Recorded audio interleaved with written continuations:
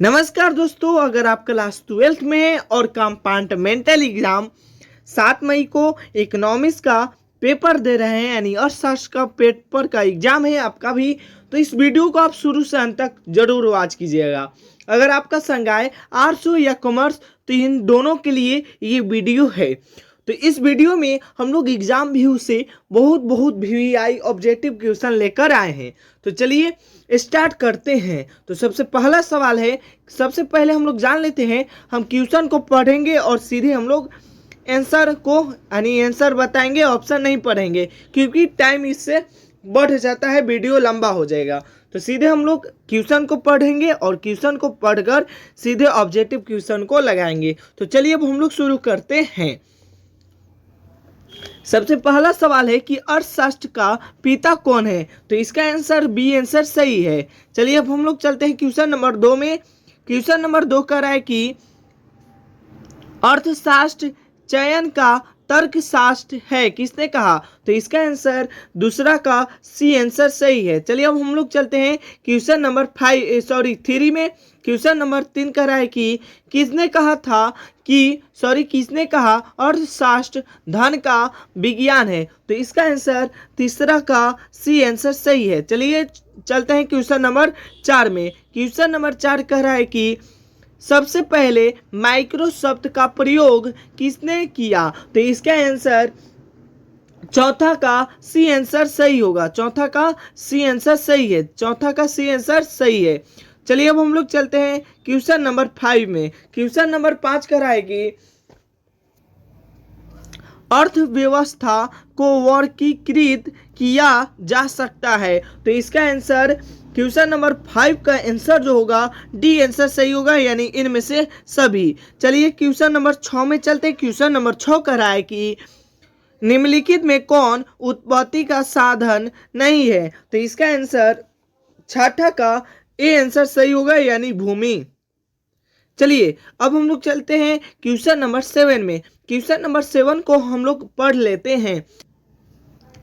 Question number 7 कह रहा है कि अर्थशास्त्र विज्ञान एवं कला दोनों है, किसने कहा? तो इसका आंसर 7 नंबर का आंसर ए आंसर सही है। 7वां का ए आंसर सही है। चलिए अब हम लोग चलते हैं क्वेश्चन नंबर 8 में। क्वेश्चन नंबर 8 कह रहा है कि उपभोक्ता कौन है? तो इसका आंसर जो होगा 8वां का बी आंसर सही होगा। 8वां का बी आंसर सही है। चलिए अब हम लोग चलते हैं 9वां नंबर को देख लेते हैं। प्रश्न संख्या 9 का तो चलिए दोस्तों अब हम लोग देखते हैं क्वेश्चन नंबर 9 में। कह रहा है कि उपयोगिता में क्या होती है? तो उपयोगिता में जो होती है इसका आंसर जो होगा सी आंसर सही होगा। लाभदायकता भी होता है और हानिकारक भी होता है। चलिए अब हम लोग चलते हैं प्रश्न संख्या 10 में। प्रश्न संख्या 10 का है कि मांग के अन्य प्रकार निम्न में कौन है? तो इसका आंसर क्वेश्चन नंबर 10 का आंसर जो होगा डी आंसर सही होगा, इनमें से सभी। चलिए अब हम लोग चलते हैं प्रश्न संख्या 11 में। मांग के प्रकार है, मांग के प्रकार क्या होगा? तो 11 का भी डी आंसर सही होगा, यानी इनमें से सभी। चलिए प्रश्न संख्या हम लोग 12 में चलते हैं। प्रश्न संख्या 12 का रहा है कि उत्पादन की अवधारणाएं है। तो इसका आंसर जो होगा 12 का डी आंसर सही होगा, इनमें से सभी। चलिए क्वेश्चन नंबर 13 चलते हैं। क्वेश्चन नंबर 13 का रहा है कि उत्पादन के 3 अवस्थाएं कौन कौन है? तो इसका आंसर सही होगा, D answer A B C तीनों हो सकता है। चलिए अब हम लोग चलते हैं प्रश्न संख्या 14 में। प्रश्न संख्या 14 का रहा है कि लाभ क्या है? तो इसका आंसर जो होगा चौथा का ए आंसर सही होगा, यानी कुल आय व कुल लागत का अंतर है, यानी लाभ है। चलिए अब हम लोग चलते हैं क्वेश्चन नंबर क्वेश्चन नंबर 15 में। कराए कि वस्तु के मूल्य में वृद्धि करना ही उत्पादन है, निम्न में किसने कहा? तो किसने कहा था? तो इसका आंसर बी आंसर सही होगा। चलिए अब चलते हैं प्रश्न संख्या 16 में। प्रश्न संख्या 16 कह रहा है भैया कि बाजार मूल्य का संबंध निम्नलिखित में से किससे है? तो इसका 16 का बी आंसर सही होगा। चलिए अब हम लोग चलते हैं क्वेश्चन नंबर 17 में प्रश्न संख्या 17 कह रहा है कि एकाधिकारी एकाधिकारी बाजार किसे दर्शाता है? तो इसका आंसर 17 का कौन सही होगा रे बच्चवा? तो इसका आंसर सी आंसर सही होगा, 7वां का सी आंसर सही होगा। तो चलिए अब हम लोग चलते हैं भैया प्रश्न संख्या 18 में। प्रश्न संख्या 18 का राय कि किस बाजार में वस्तु विभेद पाया जाता है? तो इसका आंसर 18 का डी आंसर सही है। चलिए अब हम लोग चलते हैं प्रश्न संख्या 19 में। प्रश्न संख्या 19 का राय कि नोबेल पुरस्कार विजेता किसको है? तो किस देश से संबंधित है? तो इसका आंसर सही होगा 19 का ये आंसर सही है, भारत से। चलिए अब हम लोग चलते हैं क्वेश्चन नंबर 20 में। क्वेश्चन नंबर 20 का राय कि कारक लागत पर निर्भर राष्ट्रीय उत्पाद को कहते हैं। तो इसका आंसर 20 का ए आंसर सही होगा, निजी आय। चलिए अब हम लोग चलते हैं किस नंबर प्रश्न संख्या 21 में। प्रश्न संख्या 21 का रहा है कि 4 क्षेत्रीय मॉडल में निम्नलिखित में कौन शामिल है? तो कौन शामिल है? तो 21 का आंसर जो होगा बी आंसर सही है, 21 का बी आंसर सही है। क्वेश्चन नंबर 22 का रहा है कि 3 क्षेत्रीय मॉडल में निम्नलिखित में कौन शामिल है? तो इसका 22 का डी आंसर सही होगा, इनमें से सभी यानी परिवार, सरकार और फर्म। देखिए 23 नंबर सवाल कर रहा है कि अर्थव्यवस्था के प्रमुख क्षेत्र निम्न में कौन से हैं? तो इसका आंसर 23 का डी आंसर सही होगा, इनमें से सभी। चलिए अब हम लोग चलते हैं क्वेश्चन नंबर 24 को देख लेते हैं। 24 नंबर सवाल कर रहा है कि रिसाव का राष्ट्रीय आय पर क्या प्रभाव पड़ता है? तो 23 का 24 का नहीं, 24 का ए आंसर सही होगा, 24 का ए आंसर सही होगा। चलिए 25 नंबर सवाल देखते हैं। 25 नंबर सवाल कर रहा है कि विदेशों के शुद्ध साधन आय हो सकता है। तो इसका आंसर सी 25 का सी आंसर ही होगा सही, धनात्मक और ऋणात्मक दोनों। क्वेश्चन नंबर 26 कह रहा है कि प्राथमिक क्षेत्र में किसे शामिल किया जाता है? तो प्राथमिक क्षेत्र में किसे शामिल किया जाता है? तो 26 नंबर का डी सही होगा, इनमें से सभी भूमि, जल और वन तीनों को शामिल किया जाता है। चलिए अब हम लोग चलते हैं प्रश्न संख्या 27 को। 27 नंबर सवाल कर रहा है कि प्राथमिक क्षेत्र को जाना जाता है। प्राथमिक क्षेत्र को क्या जाना जाता है? आप लोग कमेंट कर सकते हैं। तो कृषि इसका आंसर सही होगा, क्या ए नंबर सही होगा?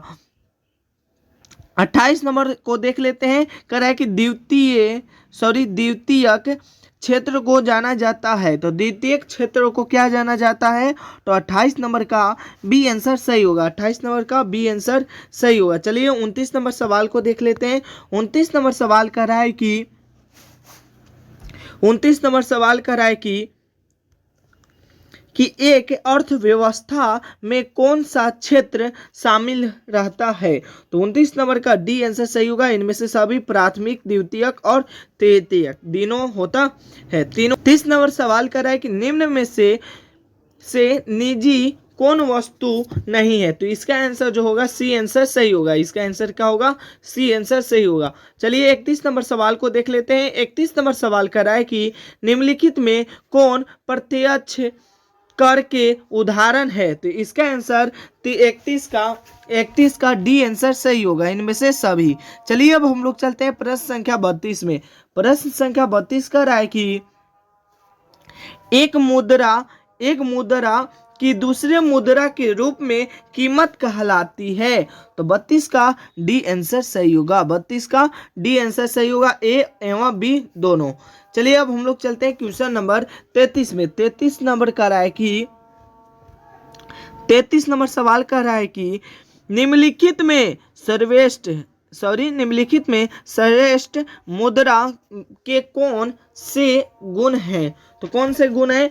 कह रहा है कि 33 नंबर का सवाल है, 33 का। तो इसका आंसर कौन सही होगा? तो इसका भी डी आंसर सही होगा इनमें से सभी। चलिए अब हम लोग चलते हैं क्वेश्चन नंबर 34 में। कह रहा है कि रिजर्व बैंक ऑफ इंडिया का स्थापना कब हुई? कब हुई थी? तो इसका 34 का आप लोग कमेंट बॉक्स में बता सकते हैं, नहीं तो हम बताएंगे। तो इसका आंसर जो होगा 34 का बी सही होगा, यानी कब बी सही होगा? 1935 में स्थापना हुआ था। चलिए अब हम लोग चलते हैं प्रश्न संख्या 35 में। प्रश्न संख्या 35 कह रहा है कि सेंट्रल बैंक ऑफ इंडिया क्या है? तो यह क्या है? तो 35 का ये आंसर सही होगा। चलिए तो देखते हैं 36 नंबर सवाल क्या कह रहा है कि क्या।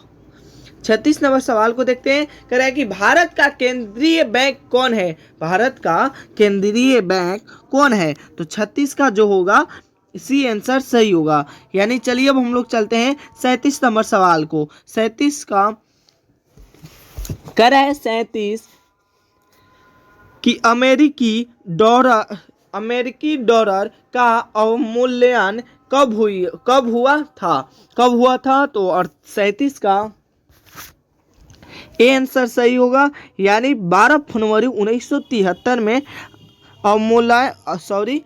अवमूल्यन हुआ था। चलिए पूंजी खाते का लेन देन किस रूप में होता है? तो प्रवाह इसका आंसर जो होगा ये आंसर सही होगा। चलिए 39 नंबर को देख लेते हैं। 39 नंबर सवाल कर रहा है भुगतान शेष का घटक है। भुगतान शेष का क्या घटक है? तो सी आंसर सही होगा, चालू खाता और पूंजी खाता। चलिए 40 नंबर सवाल को देख लेते हैं। कह रहा है कि व्यापार संतुलन का क्या अर्थ है? तो इसका क्या होगा? 40 का डी आंसर सही होगा, उपयुक्त में से सभी। तो कैसा लगा वीडियो? तो 40 क्वेश्चन लाए थे, आप लोग बता सकते हैं कि 40 में से आप कितना सही किए हैं। तो आप लोग 7 मई को जाइए और एग्ज़ाम देकर, कंपार्टमेंटल एग्ज़ाम देकर बताइएगा कि कितना ऑब्जेक्टिव क्वेश्चन इसमें से आया है।